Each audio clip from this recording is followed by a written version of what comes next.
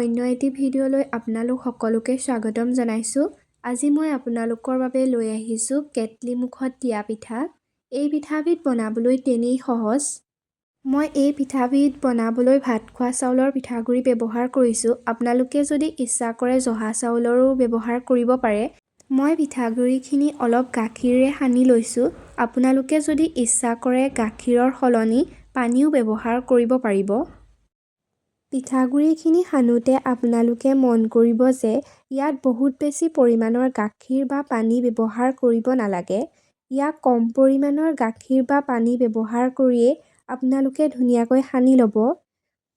আপোনালোকে সানি থাকোঁতে মন কৰিব পিঠাগুড়িখিনি যেতিয়া অলপ সেমেকাৰ নিচিনা হোৱা দেখিব তেতিয়াই হৈ যাব। এতিয়া এই পিঠাগুড়িৰ মিশ্ৰণখিনি ভালদৰে চালি ল'ব লাগিব। তাৰ কাৰণে মই পিঠাগুড়ি চলা চালনীখনেই ব্যৱহাৰ কৰিছোঁ। আপোনালোকে প্লাষ্টিকৰ যোনবোৰ চেকনি পায় তেনেকুৱা চেকনিও চালি ল'ব পাৰে। এনেধৰণে পিঠাগুড়িখিনি চালি ল'লে পিঠাখন দেখিবলৈ ধুনীয়া হয়, মিহি হয়, সেইকাৰণে এনেকৈ চালি লোৱা হয়। নচলাকৈও আপোনালোকে বনাব পাৰে। পানীখিনি ছটিয়াই লোৱাৰ কাৰণে পিঠাগুড়িখিনি পটককৈ তললৈ সৰকি নাযায়। আপোনালোকে এনেকৈ হাতেৰে মোহাৰি দিব। আপোনালোকে দেখিছে এয়া মোৰ হৈয়ে গৈছে, খুব ধুনীয়াকৈ পিঠাগুড়িখিনি মিহি হৈ গ'ল। ইফালে মই এটা কেটলি তুলি দিছোঁ পানী গৰম কৰিবৰ কাৰণে। তাত মই কেটলিটোৰ আধাখিনিলৈকেই পানী গৰম কৰিম।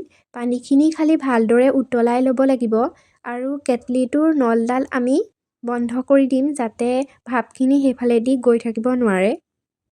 কেটলিটোৰ সাঁফৰখনত মই অকণমান ৰিফাইন তেল ব্যৱহাৰ কৰিছোঁ যাতে পিঠাখন পাছত উলিয়াই আনোতে তাত লাগি নধৰে। তাৰ পাছতেই মই পিঠাগুড়িখিনি সাঁফৰখনত ধুনীয়াকৈ দি দিম। ইয়াত পিঠাগুড়িখিনি দিওঁতে আপোনালোকে খুব বেছি হেঁচি হেঁচি দিব নালাগে। ওপৰৰ পৰা আলসুৱা হাতেৰে এনেকৈ দি দিলেই হ'ল। পিঠাগুড়িখিনি সমান কৰি ল'ম। তাৰ পাছতেই মই ইয়াৰ মাজত ব্যৱহাৰ কৰিম গুড় আৰু নাৰিকল দুইটাই একেলগে দি দিম। আপোনালোকে ইচ্ছা কৰিলে ইয়াত চেনিও ব্যৱহাৰ কৰিব পাৰে। মই এনেকৈ ভালদৰে গুড়খিনি মেলি দিছোঁ। তাৰ ওপৰতে মই অলপমান নাৰিকলৰ গুড়া ব্যৱহাৰ কৰিম। নাৰিকলখিনিও মই ইয়াত ভালদৰে ছটিয়াই দিছোঁ।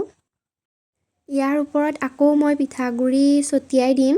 এই গুড় আৰু নাৰিকলখিনি পিঠাখনৰ ভিতৰত সোমাই পৰিব। এয়া আপোনালোকে দেখিছে মই পিঠাখনৰ ওপৰত আকৌ ভালদৰে পিঠাগুড়িখিনি দি দিছোঁ। এনেকৈ দি দিলে মানে গুড়খিনি বাহিৰলৈ ওলাই নাথাকে। পিঠাখন তেতিয়া দেখিবলৈ ধুনীয়া হ'ব। গোটেই পিঠাখন বগা হৈয়ে থাকিব, কিন্তু পিঠাখনৰ ওপৰত যদি আমি পিঠাগুড়ি কমকৈ দিওঁ তেতিয়া অলপমান গুড়খিনি দেখিবলৈ পোৱা যায় আৰু। ইয়াৰ ওপৰত মই আকৌ নাৰিকল অলপ ছটিয়াই দিছোঁ। তাৰ পাছত কেইটুকুৰামান চেৰিৰ টুকুৰা এনেকৈ মই দি দিছোঁ। আপোনালোকে ইচ্ছা কৰিলে এই চেৰি দিবও পাৰে নিদিবও পাৰে। মই আনি থোৱা আছিলে কাৰণে চেৰিকেইকণ কাটি দি দিলোঁ আৰু। আপোনালোকে দিবও পাৰে নিদিবও পাৰে, এইটো অপশ্যনেল হয়। এতিয়া এখন পৰিষ্কাৰ কপাহী ৰুমাল ব্যৱহাৰ কৰিছোঁ মই।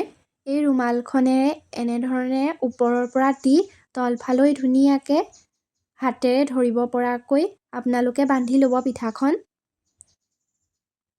এয়া দেখিছেনে খুব সুন্দৰকৈ এতিয়া তৈয়াৰ হ'বই আমাৰ পিঠা। আপোনালোকে চাই ল'ব কেটলিৰ পানীখিনি উতলিলে নে নাই। যদি উতলিলে তেনেহ'লে পিঠাখন এনেকৈ লাহেকৈ ওপৰৰ পৰা দি দিব। পানীখিনি নুতলাকৈ খালি পিঠাখন নিদিব। এনেধৰণেৰে খুব কম সময়ৰ ভিতৰতেই কেটলি পিঠা ৰেডি হৈ যায়। আপোনালোকে ইয়াত বেছি সময় ৰাখিব নালাগে। 1 মিনিটো ঠিক নাৰাখিলেও হৈয়ে যায় যদি ভালদৰে পানীখিনি উতলি থাকে। মই প্ৰায় 1 মিনিটমান সময় ৰখাৰ পাছতে মোৰ পিঠা এয়া হৈ গৈছে। আপোনালোকে যদি মোৰ ভিডিঅ' চাই ভাল পাইছে তেনেহ'লে চেনেলটো ছাবস্ক্ৰাইব কৰি ল'ব। আপোনালোকেও মই বনোৱা ধৰণেই পিঠাখন বনাবলৈ চেষ্টা কৰিব। মই যেনেদৰে বনাইছোঁ আপোনালোকে ষ্টেপ বাই ষ্টেপ যদি ফ'ল' কৰে তেতিয়া আপোনালোকৰ পিঠাও এনেকৈ খুব সুন্দৰ হ'ব। আপোনালোকে এতিয়া দেখিবলৈ পাইছে মই সাঁফৰখনত ধুনীয়াকৈ ৰিফাইন তেল ব্যৱহাৰ কৰি লোৱাৰ কাৰণে পিঠাখন লাগি ধৰা নাই, পটককৈ এৰ খাই গৈছে। আপোনালোকে এনেকৈ ৰিফাইন তেল অকণ ব্যৱহাৰ কৰিবই। এয়া চাওক খুব সুন্দৰকৈ আমাৰ পিঠা ৰেডি হৈ গ'ল। ভিডিঅ'টো যদি চাই ভাল পাইছে তেনেহ'লে লাইক এটা কৰি যাব।